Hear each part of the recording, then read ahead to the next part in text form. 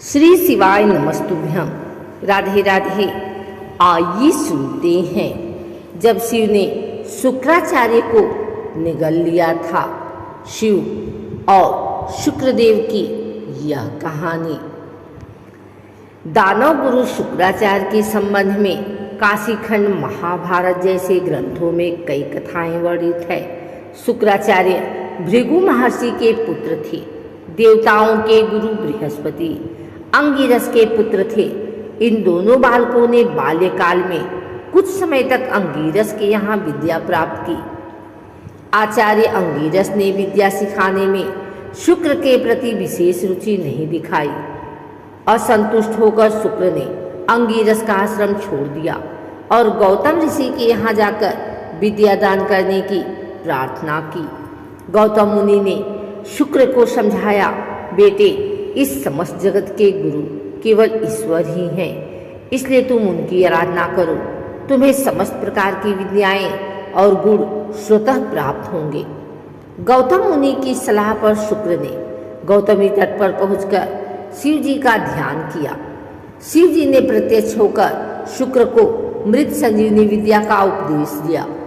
शुक्र ने मृत संजीवनी विद्या के बल पर समस्त मृत राक्षसों को जीवित करना आरंभ किया।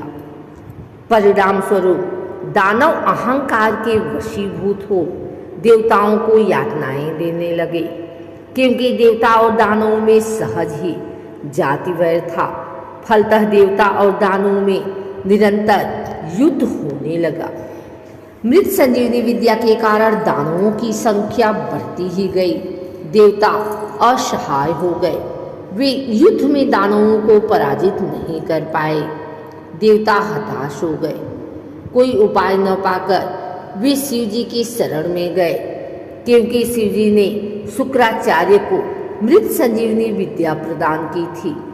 इसलिए देवताओं ने शिव जी से शिकायत की, महादेव, आपकी विद्या का दानव लोग दुरुपयोग कर रहे हैं।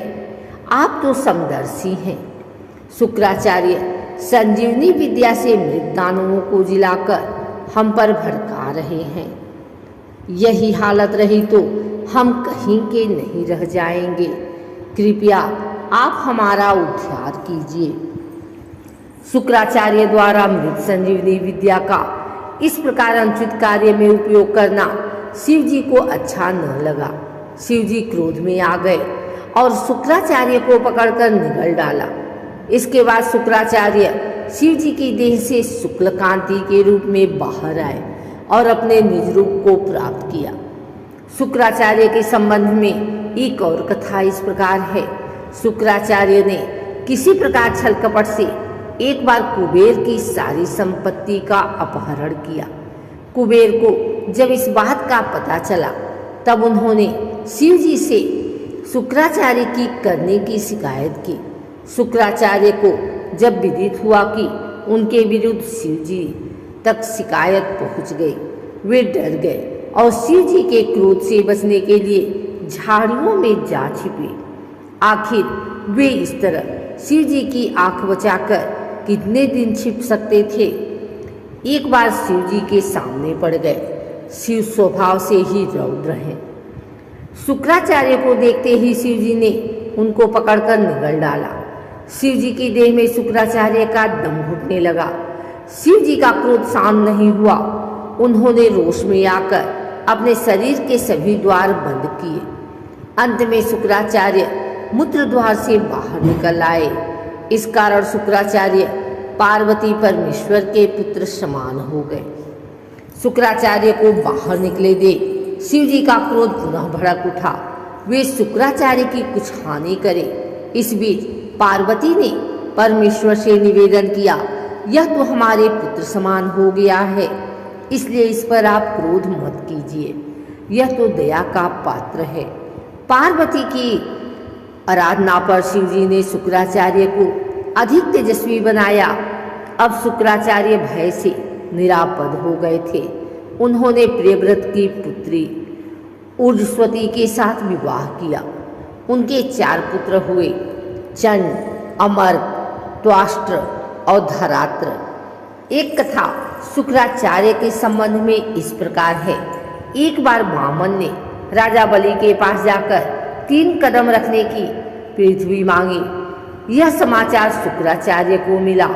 उन्होंने राजा बलि को समझाया, राजा सुनो, आपसे 3 कदम जमीन मांगने वाले व्यक्ति नहीं हैं, वे नर भी नहीं, भूल से भी सही उनको 1 कदम रखने की जमीन तक मत देना। नीति शास्त्र बताता है कि वारिजाक्ष विवाह, प्राण, मान तथा वित्त के संदर्भ में झूठ बोला जा सकता है।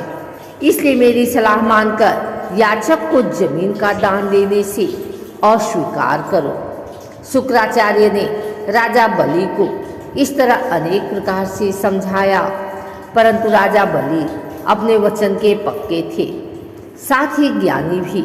इसलिए उन्होंने दृढ़ स्वर में उत्तर दिया, यदि याचक नर न होकर नारायण ही हो तो और अधिक उत्तम। यदि उनके हाथों में मेरा कुछ अहित भी होता है तो वह मेरा भाग्य ही माना जाएगा। इसलिए ऐसे शुभ अवसर से मैं वंचित होना नहीं चाहता। मैं अपने वचन का पालन हर हालत में करना चाहूँगा। यह कहकर राजा बलि ने प्रसन्नतापूर्वक वामन को 3 कदम रखने की भूमि दान कर दी। इससे दानवाज शुक्र चिंता में पड़ गए। उन्होंने संकल्प किया कि किसी प्रकार से राजा बलि का उपकार करना चाहिए। यह विचार करके वे मक्खी का रूप धरकर कमंडल की टोटी से जलधारा के गिरने से अटक गए। टोटी से जल के न गिरते देख राजा बलि ने तीली लगाकर कमंडल की टोटी में घुसेड़ दिया। तीली मक्खी की आंख में चुभ गई और आंख छितर गई। परिणाम स्वरूप दानवाचार्य शुक्र काना बन गए। तब से दानवाचार्य काना शुक्राचार्य कहलाए।